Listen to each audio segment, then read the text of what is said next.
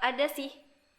Sebenarnya ini bukan kesulitan, bisa dibilang kesulitan, tapi juga yang membuat aku jadi ya udah nulis aja gitu.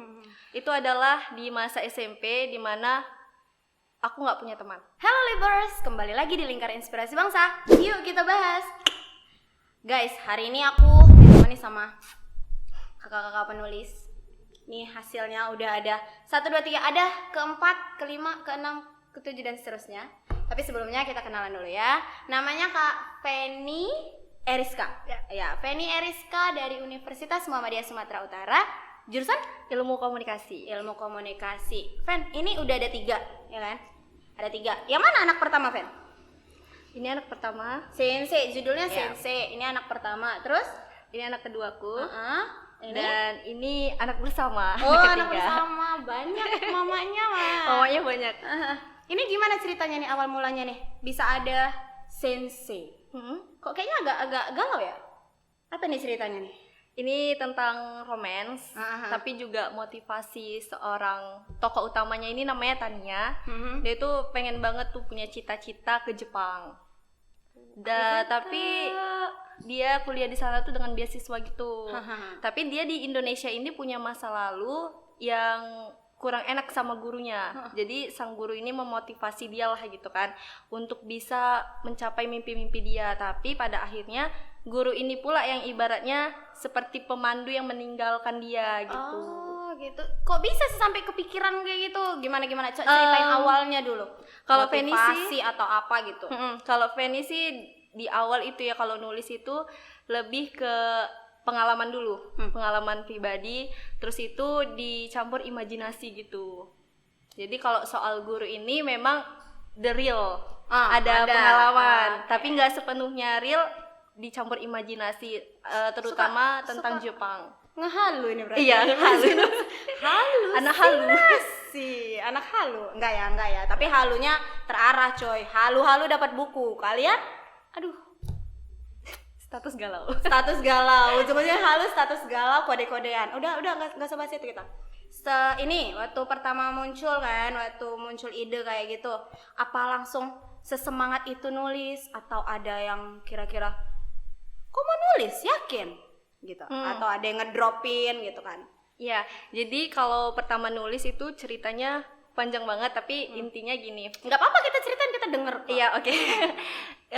Orang tua itu dulu aku introvert, untuk ngomong gini aja tuh nggak berani. Tapi semenjak nulis lama-lama mulai membuka diri kan sama lingkungan juga. Jadi dulu di kamar itu cuman sama tablet, ngetiknya itu dari tablet, nggak punya laptop, dan akhirnya di kamar aja. Jadi orang tua tuh bingung, ini anak ngapain sih di kamar aja gitu kan? Ada masalah atau kayak mana? Jadi udah hasil karya satu buku anak pertama itu, tapi belum ya yang ini, yang sebelumnya. Oh ada yang sebelumnya, tapi ya masih anak SMP lah, kayak mana tulisannya kan masih agak malu gitu ngasih taunya. Udah gitu baru orang tua support gitu. Jadi di awal nulis itu ya cuman diri sendiri yang tahu gitu. Publishnya ya kayak main Facebook itu kan ada tuh kan, bener, main Facebook notes. Dan dulu di SMP tuh udah buat blog juga, tapi cuman kayak sekedar curhatan hati doang gitu. Berkualitas sekali zaman SMP-nya ya. Aku dulu SMP main-main ke rumah teman, masak Indomie kayak gitu. Aduh, itu berarti adalah hambatannya istilahnya dari introvertnya kamu, dari dalam diri kamu kan. Setelah muncul satu, barulah kamu ngerasa wah kayaknya aku bakal jadi penulis gitu kan. Iya, benar. Selain dari introvertnya kamu, ada nggak kesulitan yang dari luar? Ada sih. Sebenarnya ini bukan kesulitan, bisa dibilang kesulitan, tapi juga yang membuat aku jadi ya udah nulis aja gitu. Itu adalah di masa SMP di mana aku nggak punya teman. Dan ya ada sedikit mungkin dari bullying physically, dan juga dari verbal ya, dari kata-kata gitu. Jadi itu yang buat aku udahlah kayaknya punya teman itu aku nggak bisa punya teman kayak orang lain gitu. Ya udah aku nulis aja gitu. Jadi setiap istirahat, setiap punya waktu luang, aku selalu nulis di buku cerita, baik itu cerpen atau puisi. Nah, yang di buku pertama itu kenapa bisa jadi buku ya, aku tulis dulu di buku kan, satu buku gitu, terus aku ke warnet tuh. Ke warnet untuk cicil tulisannya biar bisa di Microsoft Word gitu kan. Ya udah dari situlah jadi kenal dunia penulisan, mulai ikut organisasi penulisan, dan akhirnya tamat SMP masuk SMK Broadcasting. Oh, ambil jurusannya broadcast. Iya, jurusannya broadcast dengan tujuan pengen ngasah ilmu penulisan lebih dalam lagi gitu. Tapi itu juga ada pertentangan dari Ada juga yang nentang. ayah sendiri yang nentang karena cukup mahal biayanya. Kebetulan ayah itu cuman seorang pedagang, dan alhamdulillah sampai sekarang aku bisa kuliah juga karena ayahku kan gitu. Jadi SMK itu ditentang, tapi mama itu support gitu. Ya udah nggak apa-apa ya, kalau anak ini kan punya rezeki sendiri, dan akhirnya masuklah di SMK gitu. Sampai tamat ya, Sampai di SMK tamat. jurusan broadcast. Nih, jadi stop bullying lah sebenarnya kan untuk anak-anak sekolah. SMP itu memang pada masa-masanya yang suka banget ejek-ejekan, suka banget kan. bergeng-gengan gitu. Main-main geng, apalagi dulu mungkin nggak tahu ya, stop bullying itu nggak ada kampanyenya. Sekarang aja yang stop Sekarang bullying. yang ya lumayan lah gitu. Udah mulai ditekankan, bahkan guru udah menekankan jangan ejek-ejekan kayak gitu kan. Ya. Bener. Ngefek banget sebenarnya sama psikologi dari masing-masing si anaknya, gitu. si korbannya gitu kan. Betul. Sampai untung lah ini si Feni ini punya semangat yang luar biasa, dukungan dari orang tua, ayah dan ibunya, sampai menghasilkan karya luar biasa. Itu untuk yang pertama zaman SMP kan. Bener. Terus zaman SMA ada yang dikerjain? Ini kebetulan. Biasanya anak SMA itu lebih aktif ya, ikut lomba, dikasih kirim ke koran. Benar. Itu pernah juga? Pernah. Jadi di SMK itu lebih 180 derajat ibaratnya dari SMP yang aku tuh istirahat nggak mau kemana-mana, cuma nulis doang. Jadi SMK itu lebih bisa muka diri. Aku lebih dianggap nih di SMK karena ada karya buku itu tadi kan. Jadi dikasih kepercayaan untuk jadi reporter sekolah, dan itu diterbitkan di Medan Bisnis. Ya oke. Nggak apa-apa Medan Bisnis. Lanjut. Selain itu juga kirim puisi beberapa ke koran-koran gitulah, dan juga majalah sempat juga diterbitkan. Lomba itu sistemnya lomba atau gimana? Kita ngajukan tulisan. Oh, berarti diterbitkan di situ ya. Diterbitkan di situ. Nah, kalau sekarang itu banyak lomba-lomba online. Iya. Ya kan? Ini mahasiswa lebih tahu ini. Sekarang udah serba digital kan, lomba-lomba online, puisi, karya ilmiah, banyak kayak gitu. Enggak lagi melalui yang cetak ya, media cetak kayak koran, majalah gitu. Masih aktif sekarang kayak gitu? Masih aktif. Kalau untuk lomba itu sering juga ikut lomba, terutama kalau sekarang itu lebih fokus ke lomba blog ya, blog gitu. Oh, jadi kayak blognya yang dilombakan? Tulisan yang ada di blognya yang dilombakan. Oke. Ini pertama, ini kan langsung jadi buku nih. Ada tantangannya luar biasa nih. Menerbitkan buku, datang ke penerbit, mengajukan tulisannya diperiksa gitu kan. Ngerasa yakin nggak sih ini bakal diterbitkan sama penerbit? Kebetulan mungkin semua orang mengalami rasa nggak pede ya untuk itu tulisan. Gimana itu? Gitu. Tapi kalau aku sendiri karena dulu itu belum tahu banyak tentang penulisan, tentang penerbitan, jadi pede banget gitu. Malah yakin aja gitu. Iya, sekarang yang malunya itu sekarang gitu. Ya ampun, kayak gini kok aku berani ya kan tulisan kayak gini. Tapi nggak masalah, karena ketika kita muncul tidak rasa percaya diri, itu yang menghambat kita untuk tidak mengajukan tulisan tadi. Makanya ketika ada beberapa teman yang nanya, kayak mana sih bisa nerbitin buku, tulisanku masih kayak gini, aku kayak mana yang mulai nulisnya, kan banyak tuh kayak gitu. Yang satu yang aku bilang, lakukan aja apa yang mau kamu lakukan gitu. Soal hasilnya itu urusan nanti gitu. Jadi Feni ini agak berbeda memang ya. Dia malah ngerasa mindernya itu di akhir, di awal. Luar biasa kamu. Feni sekarang apa kesibukannya nih? Sekarang kesibukannya selain kuliah Kak, lagi ngebangun tim nih untuk teman-teman millennials yang ingin menulis gitu kan, yang ingin menuangkan ide-idenya lewat tulisan itu kami membentuk yang namanya millennialscreative.com. Itu apa tadi biar dicatat? millennialscreative.com. millennialscreative.com itu buat para penulis. Yap, benar.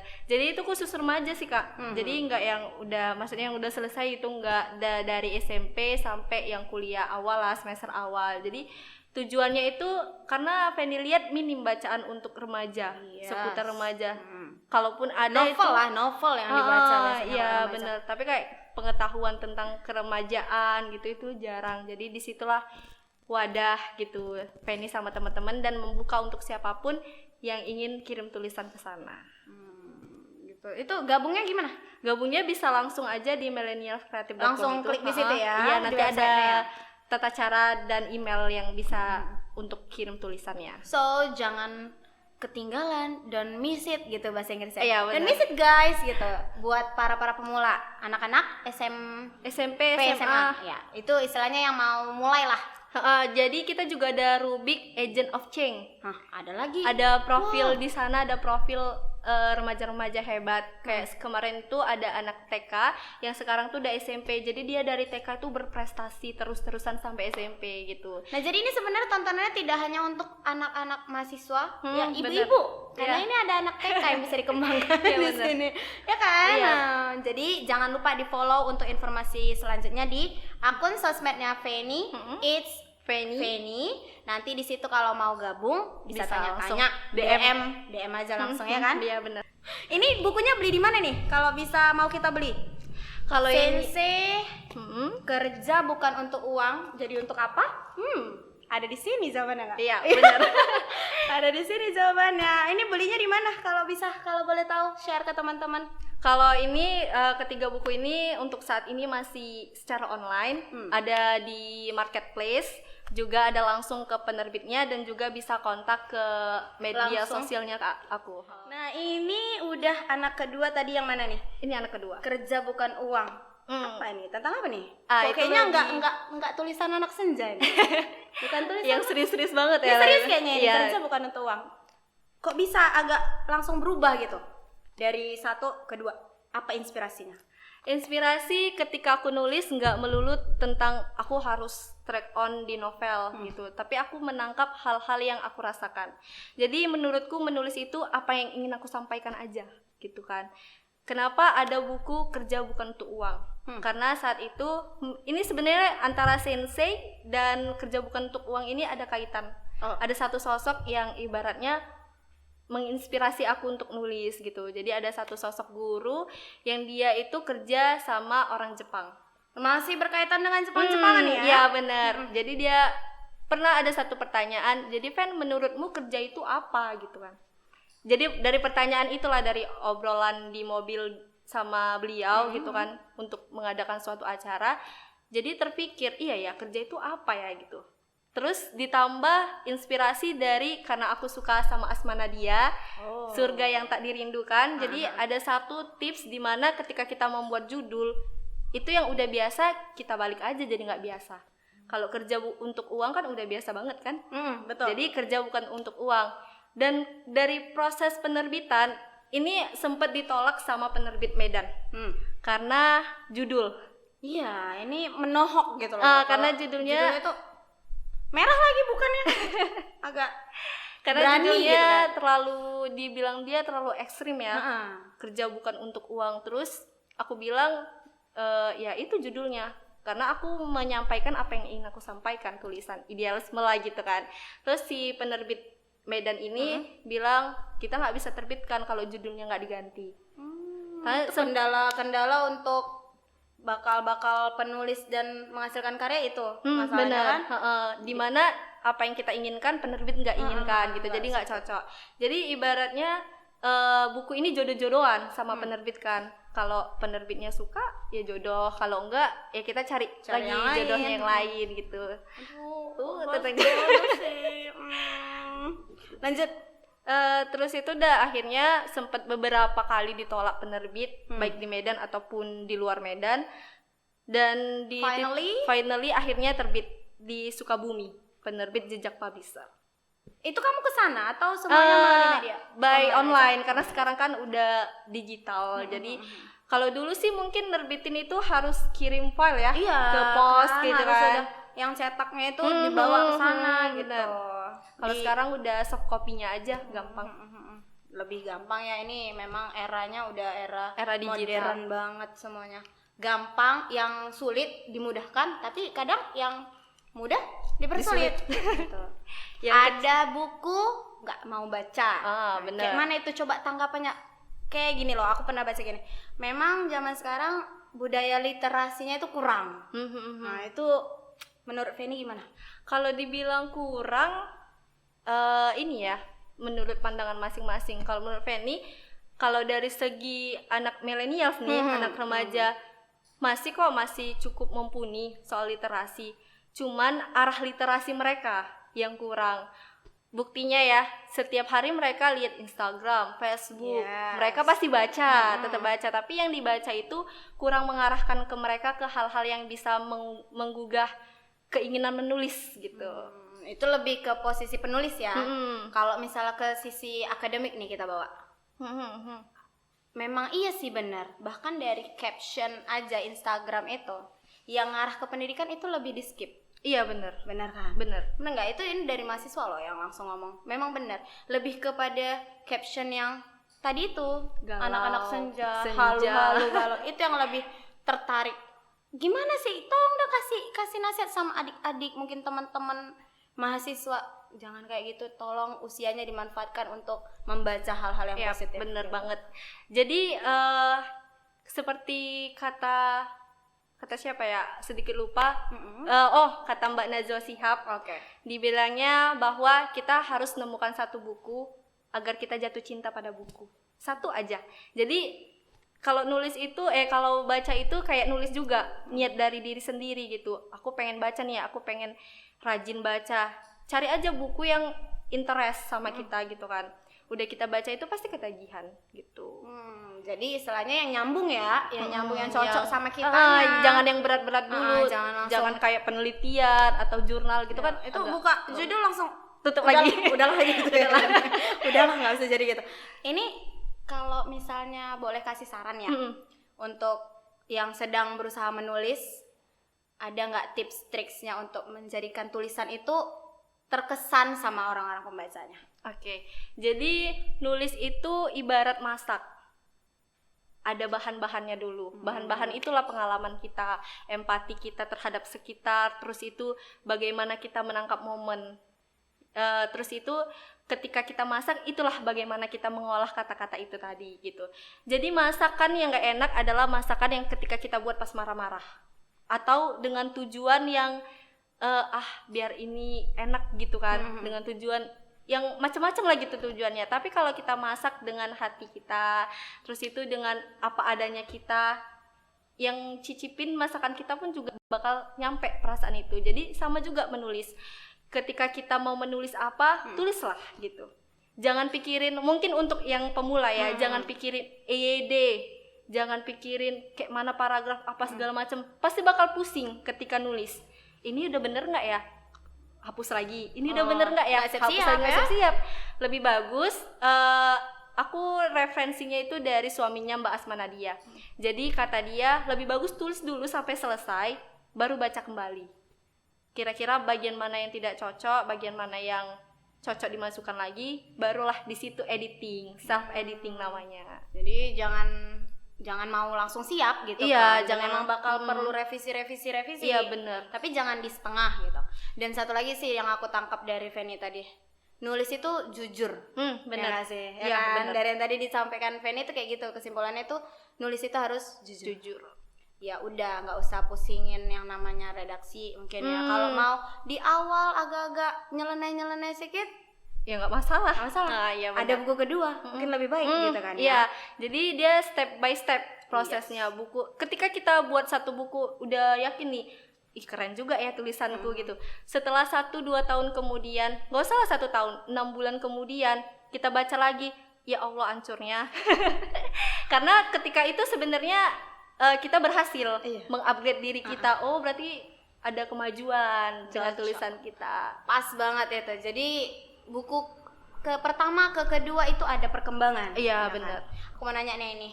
Dari buku yang di bawah ini, 1, 2, 3. Mana yang paling berkesan? Paling berkesan ini. Kedua ya? Iya. Kerja bukan untuk uang ya? Ini yang paling berkesan. Kalau dari proses. Struggle-nya luar biasa kayaknya di sini. Oke. Fan, kita minum dulu yuk. Oh, boleh. Bismillah. Ya dienakin aja ya Fan. Kapan lagi ada waktu kita mau bahas-bahas, mungkin mau bedah buku gitu. Oh, boleh sharing-sharingnya kan? Nah ya kan, nanti kapan-kapan datang lagi ya. Oh, boleh. Nanti aku kontak lagi. Sekian untuk episode kali ini. Semangat nulisnya. Sampai jumpa.